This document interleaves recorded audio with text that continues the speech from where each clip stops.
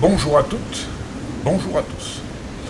Dans la vidéo précédente, nous avons expliqué comment l'ABC du vivre ensemble réussissait à générer de la croissance dans tous les pays membres de l'Union économique européenne et nous nous proposons cette fois-ci, entre autres, de démontrer comment cette croissance sera inévitablement, incontournablement respectueuse de l'environnement et génératrice de progrès sociaux.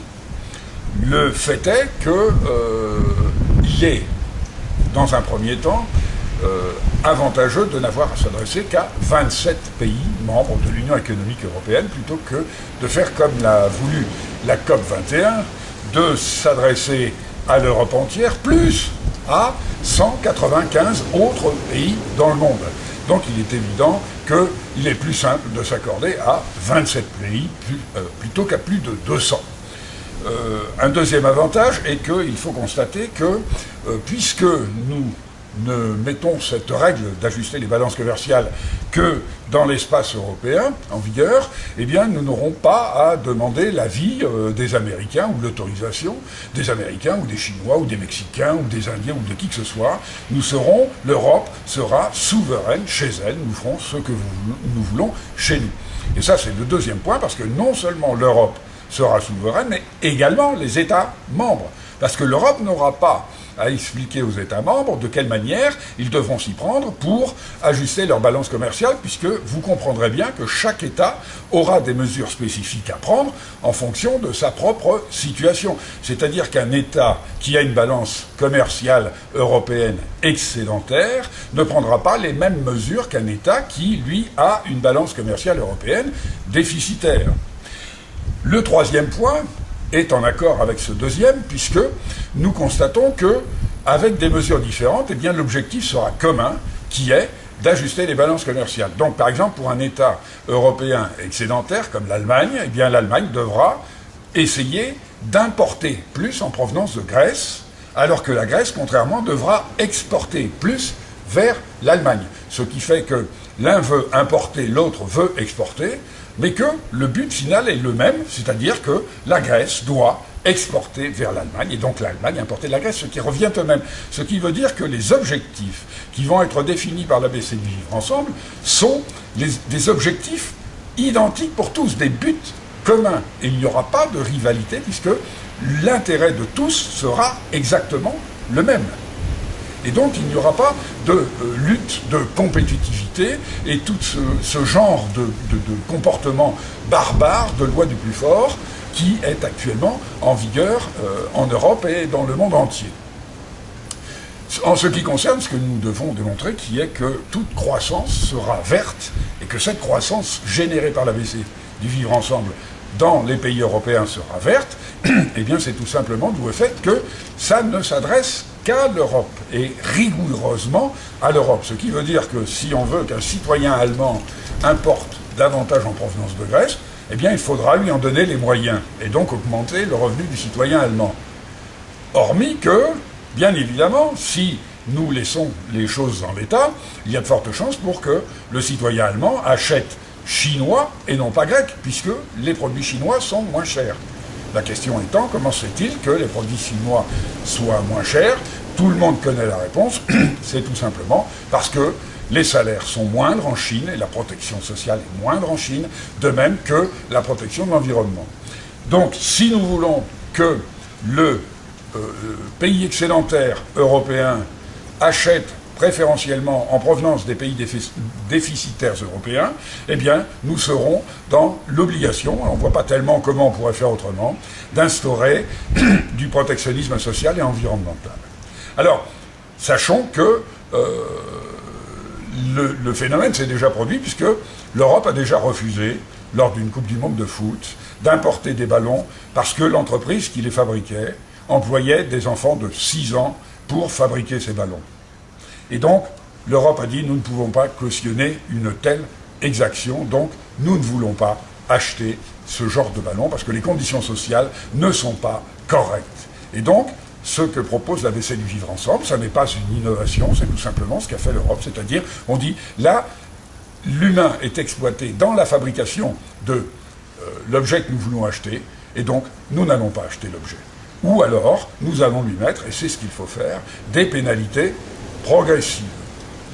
De même, nous sommes dans un système qui favorise la destruction de l'environnement. Pour exemple, des entreprises pharmaceutiques européennes ont délocalisé en Inde, tout simplement parce que la protection sociale, bien évidemment, donc les salaires, ils sont moindres, et donc ça permet d'être plus compétitif, mais de la même manière que les normes environnementales sont absolument insignifiantes par rapport à celles que nous respectons en Europe. Et donc, ces entreprises pharmaceutiques sont allées produire des médicaments qui nous soignent, certes, en Inde, parce qu'ils ont pu se délester, se défausser de leurs déchets chimiques dans des fleuves qu'ils ont pollués pour des millénaires et des millénaires. Donc nous voyons, nous achetons les médicaments qui nous soignent, mais pour fabriquer ces médicaments, nous polluons la planète de nos enfants. Donc nous détruisons l'avenir de nos enfants pour assurer notre présence, ce qui n'est pas tout à fait rationnel. Et donc on comprend bien qu'il est légitime de mettre des mesures de protectionnisme pour sauver le social et sauver la planète. Et ces mesures seront d'autant plus légitimes que nous les instaurerons sous forme de TVA. Ce qui fait que l'entreprise étrangère qui veut exporter vers l'Europe n'aura absolument aucun changement dans sa procédure et n'aura pas de taxes et de pénalités douanières à payer. Nous ne nous mettrons pas en porte-à-faux puisque c'est nous-mêmes qui paierons ces pénalités sous forme de TVA. C'est-à-dire qu'un consommateur européen, s'il achète un produit contrevenant, c'est-à-dire qui ne respecte pas soit le personnel qui l'a fabriqué, soit l'environnement, eh bien, devra payer une taxe qui ira dans les caisses de son gouvernement qui pourra se permettre de redistribuer ces taxes sous forme d'incitation à la consommation de produits respectueux de l'environnement, justement. Et donc, ce ne seront pas des pénalités, mais ce seront des incitations. Comprenons que si nous faisons ça de façon progressive, eh bien évidemment, l'entreprise étrangère qui voudra exporter vers l'Europe, au début, ne sentira absolument aucune différence. Mais les pénalités allant croissant, au bout d'un moment, le consommateur européen ne pourra plus acheter les produits contrevenants. Et donc ce sera à l'entreprise étrangère, si elle veut continuer à exporter vers l'Europe, de faire venir une commission d'inspection qui puisse contrôler qu'effectivement l'entreprise s'est mise aux normes et que donc on peut supprimer les pénalités européennes de façon à ce qu'elle puisse continuer à exporter vers l'Europe puisqu'elle est respectueuse de l'humain et de l'environnement. Comprenons donc que ces mesures prises au niveau rigoureusement européen auront un impact monstrueux à l'échelle planétaire. D'autant qu'il faut comprendre qu'une entreprise qui est exportatrice vers l'Europe, si elle augmente la condition sociale de ses employés, bien évidemment, va éveiller la gronde chez l'entreprise voisine qui, elle, n'exporte pas vers l'Europe. Et donc, les employés d'entreprises qui n'exportent pas vers l'Europe vont demander les mêmes privilèges sociaux que l'entreprise voisine qui exporte. Donc, ça fera tache d'huile et nous sommes bien dans de l'incitation sociale planétaire et de l'incitation à la protection de l'environnement à l'échelle planétaire. Pour la bonne raison que nous ne nous adressons qu'aux 27 pays membres.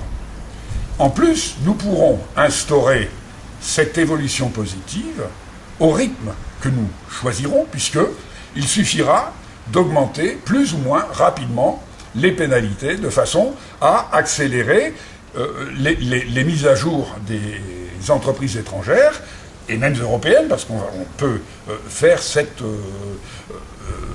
pénalité, y compris sur les pays étrangers, mais au pays à la France, donc mettre ça sur les autres pays européens, et ce sera une véritable protection planétaire de l'environnement.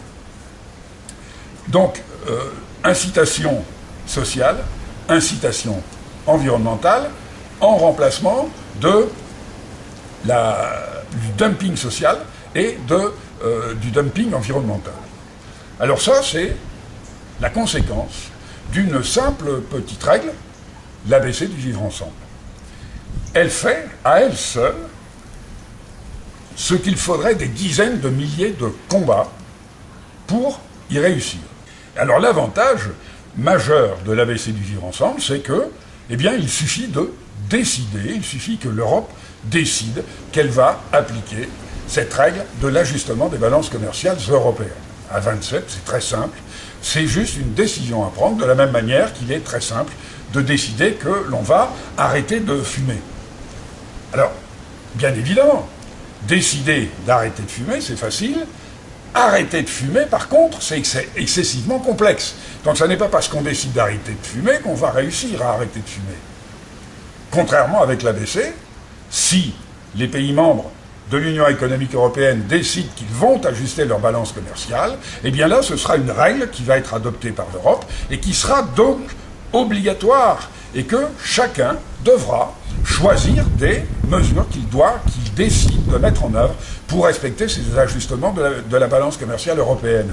Sachant que toutes ces mesures ont un impact positif puisque ça procure de la croissance verte à tous les pays européens, on ne voit pas quelle serait l'hésitation qui pourrait permettre de ne pas réussir à édicter cette loi, cette règle, puisqu'elle en arrive même, elle est tellement positive, cette règle de l'ajustement des balances commerciales, qu'on va même pouvoir garder cette règle absurde pour le moment de la règle d'or, qui s'appelle maintenant le pacte de stabilité et de croissance, et donc qui nous oblige à ne pas faire de déficit budgétaire au-delà de 3% du produit intérieur brut. Vous connaissez la règle des 3%, qui nous oblige à fermer des hôpitaux, à ne pas remplacer un fonctionnaire sur deux, etc., etc.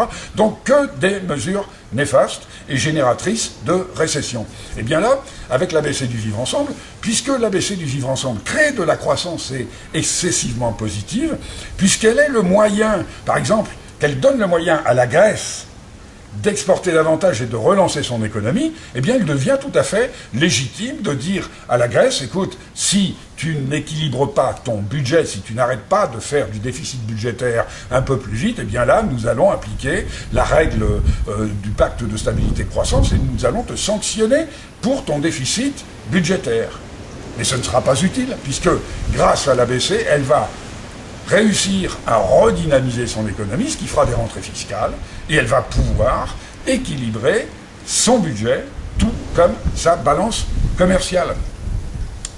On peut comprendre que cette théorie permet de sanctionner tout ce qui est destructeur de la planète, tout ce qui épuise la ressource. Nous pouvons être très inquiets en constatant que notre système actuel nous pousse exactement à l'inverse. Comme il incite une entreprise pharmaceutique à délocaliser en Inde pour être plus compétitive en polluant les fleuves. Ça, c'est l'orientation de notre système actuel. Faut-il être conscient qu'il se pourrait très bien que nous allions à une vitesse beaucoup plus fulgurante que nous l'imaginons vers la fin de l'humanité prochaine, parce que notre action économique détruit l'environnement et que nous n'allons pas durer encore plusieurs générations. Non, c'est de l'utopie. Mais faut-il être conscient de l'imminence de la catastrophe pour comprendre que nous sommes dans un système absolument abject qui nous oblige à réduire l'homme à l'esclavage et à polluer la planète sur laquelle nous habitons pour nous dire, même s'il n'y avait pas urgence, eh bien il serait judicieux de mettre en œuvre cette théorie de l'ABC le plus rapidement possible. Or, puisque nous ne sommes pas économistes, nous ne pouvons pas, même si nous comprenons parfaitement la théorie de l'ABC, puisqu'elle est vulgarisée, on arrive quand même à peu près à en comprendre l'essentiel, ou au moins présumer qu'elle est excessivement positive, contrairement à notre système fou actuel, eh bien, posons la question à nos économistes et demandons-leur, y a-t-il une faille dans l'ABC du vivre ensemble? Parce que s'il n'y en a pas, ce serait fou, idiot, imbécile et criminel de rester dans notre système actuel. Nous cherchons la solution. Si l'ABC est cette solution, il nous faut l'appliquer au plus tôt. Et donc, posons la question à nos économistes en signant la pétition qui leur demande, y a-t-il une faille ou pas? Parce que s'il n'y en a pas, nous devons le faire au plus tôt. C'est l'avenir de nos enfants qui en dépend. Bel avenir à tous, à toutes, Et rendez-vous dans une prochaine vidéo où nous expliquerons comment l'ABC du vivre ensemble éradique les paradis fiscaux, institue de façon tout à fait incontournable un revenu à vie obligatoire, et etc., etc., etc. Que de bonnes choses. À très bientôt.